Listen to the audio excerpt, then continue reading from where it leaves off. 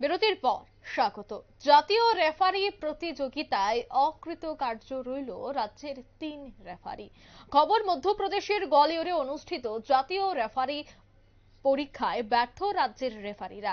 2013 সালের পর জাতীয় রেফারি পরীক্ষায় উত্তীর্ণ হতে পারেনি রাজ্যের কোনো রেফারি। কেন সেই ব্যর্থতা, সে বিষয়ে বিস্তারিত জানবো। টেলিফোন লাইনে রয়েছে ক্রীড়া সাংবাদিক বিপ্লব চন্দ্র। বিপ্লবদা, 2013 সালে শেষবারের মতো জাতীয় রেফারি প্রতিযোগিতায় রাজ্যের রেফারিরা বিজয়ী হয়েছিল, কিন্তু 2024 সাল আজ, কিন্তু 2013-র পরে দীর্ঘ সময় অতিক্রান্ত, এখনো পর্যন্ত রাজ্যের কোনো রেফারি স্থান পেল না জাতীয় স্তরে। কি বলবে, কি কারণে সেই ব্যর্থতা?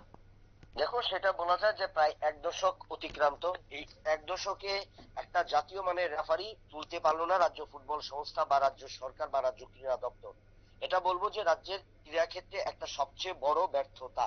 কারণ 2013 সালে শুধুমাত্র একজন রেফারি, সেখানে উত্তম সাহা একমাত্র জাতীয় রেফারি নির্বাচিত হয়েছিলেন। তারপর দীর্ঘ 1 দশক কেটে গেছে, কিন্তু 1 দশকের পরেও একটা জাতীয় রেফারি সেই পরীক্ষায় উত্তীর্ণ হতে পারেনি। অঙ্কিতা, তোমাকে আমি জানিয়ে রাখি যে এখানে যে মূল পর্বের পরীক্ষা, সেই মূল পর্বের পরীক্ষা গোয়ালিয়রে অনুষ্ঠিত হয়েছে এবং সেখানে কিন্তু ভারতবর্ষ থেকে 58 জন রেফারি, ভারতের বিভিন্ন রাজ্য থেকে 58 জন রেফারি সেখানে অংশ নেয়। ত্রিপুরার 3 জন ছিল, কিন্তু সেখানে ত্রিপুরার 3 জন কোনোভাবেই কিন্তু পাস করতে পারেনি। যদিও প্রথম পর্যায়ের যে বাছাই প্রক্রিয়া সেটা হয়েছিল গুয়াহাটিতে গত মাসে, আগের মাসে, এবং অর্থাৎ ফেব্রুয়ারি মাসে। সেখানে কিন্তু রাজ্য দল থেকে 8 জন রেফারি অংশ নিয়েছিল, সেখান থেকে 5 জন উত্তীর্ণ হতে পারেনি, 3 জন শুধুমাত্র উত্তীর্ণ হয়েছিল নর্থ ইস্ট থেকে। কিন্তু এবার কি দেখা গেল, এবার জাতীয় স্তরে যখন এই পরীক্ষা গেল বা বি 5 নম্বর ক্যাটাগরির পরীক্ষা গেল, সেই ক্যাটাগরিতে দেখা গেল যে সেখানে কিন্তু 3 জন রেফারির মধ্যে কোনো রেফারি কিন্তু উত্তীর্ণ হতে পারেনি। 3 জন রেফারি প্র্যাকটিক্যাল এবং থিওরিটিক্যাল প্রত্যেকটি পরীক্ষাতেই কিন্তু বিফল হয়েছে। তার কারণে এটা পরিষ্কার যে রাজ্যে ফুটবলের যে উন্নতি তা অনেকটাই কিন্তু ব্যাঘাত ঘটেছে। তো সেই ক্ষেত্রে যে 3 জন অংশ নিয়েছিল, আদিত্য দেববর্মা, পল্লব চক্রবর্তী এবং উত্তম বৈদ্য। যদিও আদিত্য দেববর্মা এবং পল্লব অসীম বৈদ্য সেখানে কিন্তু ফিটনেসে উত্তীর্ণ হতে পারেনি।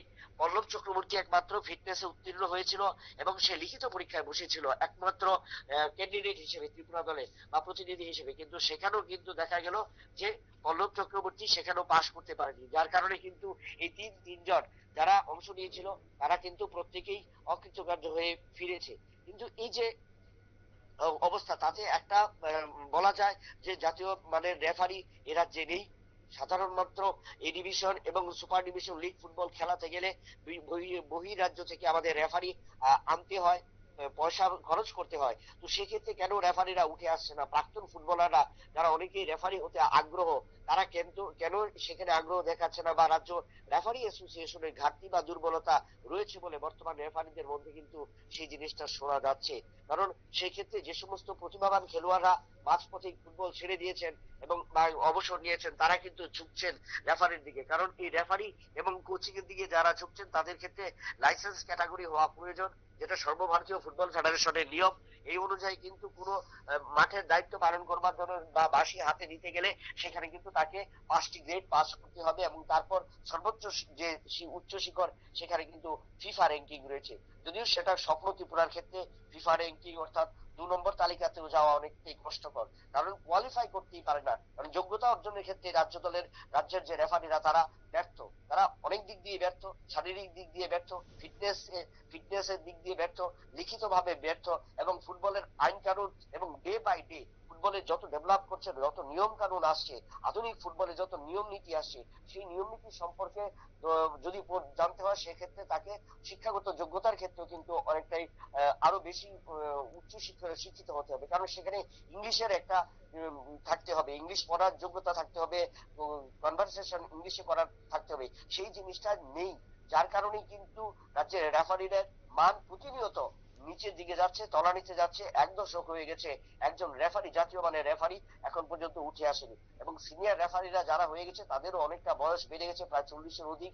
তো সেক্ষেত্রে তাদের পক্ষেও সুপার ডিভিশন বা প্রথম ডিভিশন লিগ ফুটবল চালানো অনেকটাই কষ্টকর, কারণ সেখানে বডি টেম্পারমেন্টের প্রয়োজন আছে, এন্ডুরেন্সের প্রয়োজন আছে, এবং সেখানে যে চোট সমস্যারও কিন্তু একটা প্রতিনিয়ত লেগে থাকছে। তো তার কারণে যে সমস্ত সিনিয়র রেফারিরা এখন অনেকটাই বাদের তালিকায় বা অনেকটাই নিজেরা অবসরের সিদ্ধান্তের পথে, সেই জায়গায় রাজ্য রেফারি অ্যাসোসিয়েশন এবং রাজ্য ফুটবল অ্যাসোসিয়েশনের একান্ত প্রয়োজন যৌথভাবে আলোচনা করে এই যে জাতীয় মানের যে সমস্ত রেফারির পরীক্ষাগুলো হয়ে থাকে সেখানে একজন রেফারিকে পাঠানো, এবং সেই ক্ষেত্রে উন্নত মানের রেফারি পরিচালনা ক্ষেত্রে। না হলে ত্রিপুরা এগিয়ে যাচ্ছে, স্মার্ট সিটি হচ্ছে, সবকিছু উন্নতি করার ক্ষেত্রে তৈরি করার চলছে, কিন্তু সেই জায়গায় দেখা যাচ্ছে ফুটবলের ঘাটতি, ফুটবলের রেফারিদের ঘাটতি, এবং যে ফুটবল বর্তমানে চলছে সেই ফুটবলেরও ঘাটতি কিন্তু চলছে, কারণ একটার সাথে একটা অনেকটাই কিন্তু রিলেটেড রয়েছে। কারণ যারা ফুটবল খেলছে তারাই ভবিষ্যতে কেউ কোচিং লাইনে যাচ্ছে, কেউ রেফারির লাইনে যাচ্ছে। তো সেই ক্ষেত্রে ফুটবলে যদি ভালো করে খেলাধুলা করতে না পারে